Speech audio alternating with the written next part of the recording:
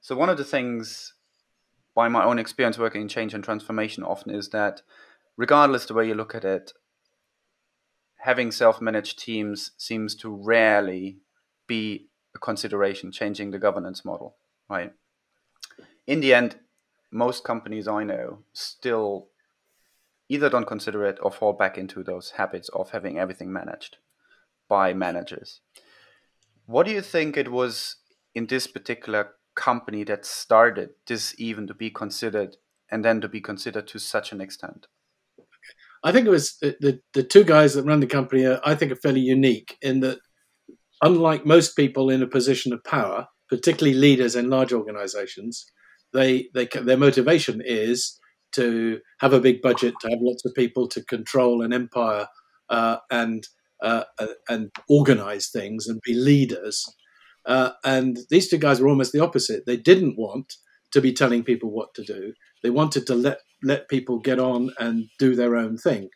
And so they ended up with something that's a little more like a franchise where the individuals own their own piece of the company. And I mean, the obvious stage was when Andrew and Julian left the building because they had an office there. They felt as long as they were there, the employees would still, in the end, turn to them, despite the fact they said, "Look, you're empowered. You make the decisions."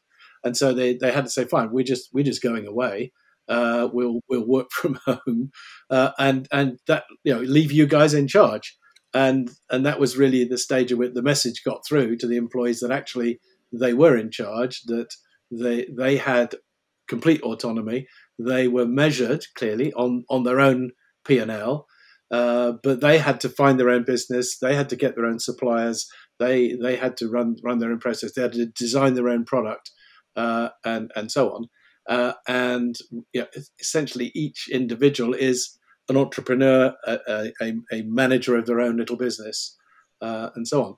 Now, to delegate to that extent, I think takes very brave, you might even say foolish, leaders running the company, because they are totally at the risk of the employees making potentially silly decisions, but so it's very much a model of trusting that the employees are going to do the right thing.